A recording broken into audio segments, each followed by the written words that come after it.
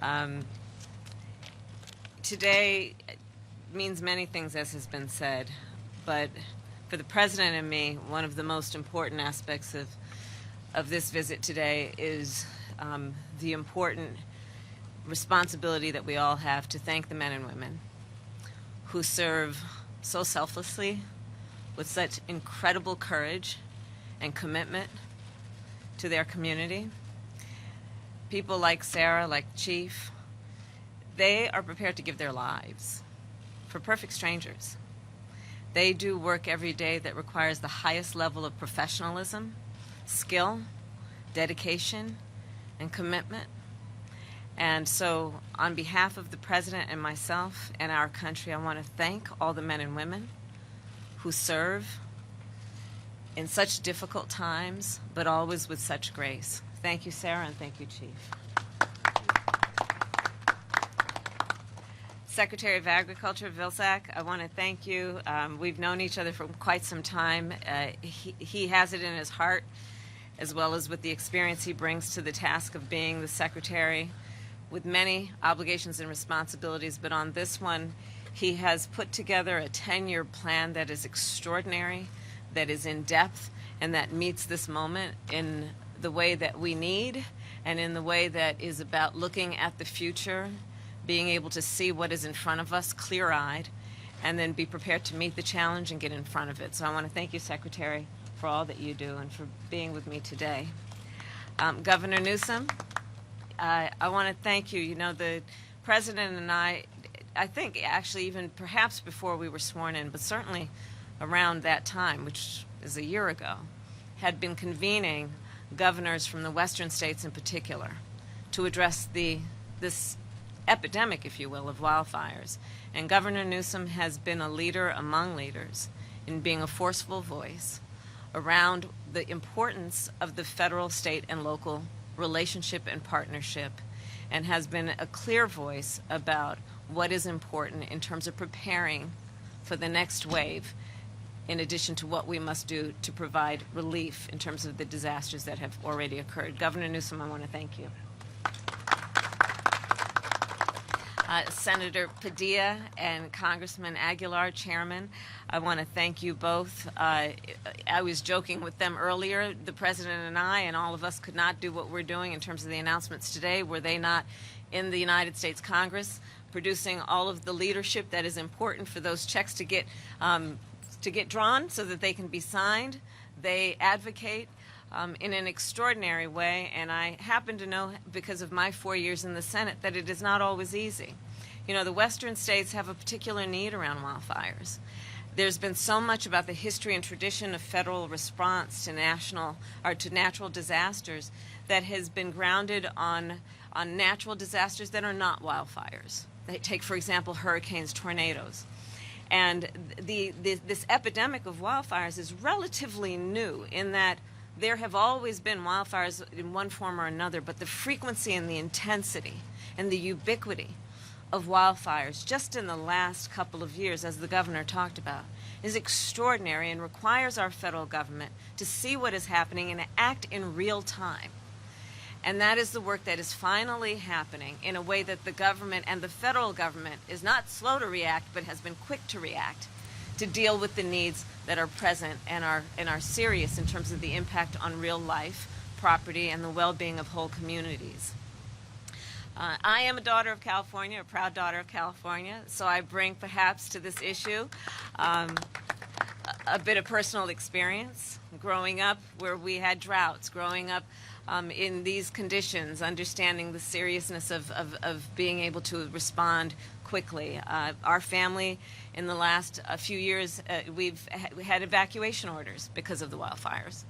So I understand from personal experience how many people in a state of 40 million people, and when you talk about western states, you're talking about tens of millions of people, are under threat of these kinds of disasters. I personally was on the ground and visited after the Tubbs fire in Santa Rosa in 2017. I was on the ground at Paradise in 2018 during the Camp Fire and the Creek Fire in Fresno in 2020, where the governor and I, Governor Newsom and I, visited. The extraordinary courage of these firefighters is the kind of courage that includes them fighting fires while they are aware that their own home may be burning. I've met firefighters who were fighting fires while their own home was burning. We are talking about firefighters in terms of the Forestry Service, the U.S. Forestry Service, who have been working in response to these extreme fires around the clock. These are folks who aren't saying, my time is up, my shift is over. They work multiple shifts, often without enough sleep and certainly without enough rest in terms of dealing with the danger that they face every day and what that requires from the human spirit to be able to take it on and run into danger, to prevent that danger from spreading to other human beings. So the work the President and I are doing is about meeting this moment, understanding that the climate crisis has almost everything to do with what we are seeing in terms of the crisis of wildfires. It is about recognizing that we cannot, as a government or as a society or people who care, only respond in reaction to a moment of harm or danger. We must also be able to use technology and common sense and the expertise of those on the ground to understand we have the tools to predict these wildfires ahead of time. And once we are able to then do that, does it not compel us to say, what are we doing to prevent the knowable or the predictable? So much of what we are doing today is about an announcement that is about a federal, a state, and a local collaboration around preparedness and what we can do to engage in resilience, meaning what we can do to strengthen communities so if they are hit, that they can bounce back. And before that, what can we do to help communities so that not only are we dealing with forests, but we are talking with homeowners and reaching out to communities to figure out how we can support them to create a community that is less likely to be so significantly damaged if a fire should hit.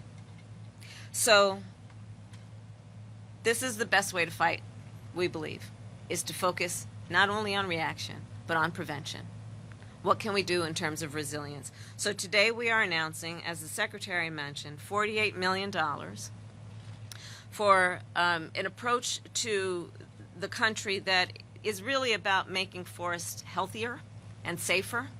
And it is focused on what we need to do to be resilient to wildfires and to deal with what we can do to support communities in terms of their resilience. The other important announcement we are making today is that we are committing $1.3 billion to disaster relief funding, including $600 million for California.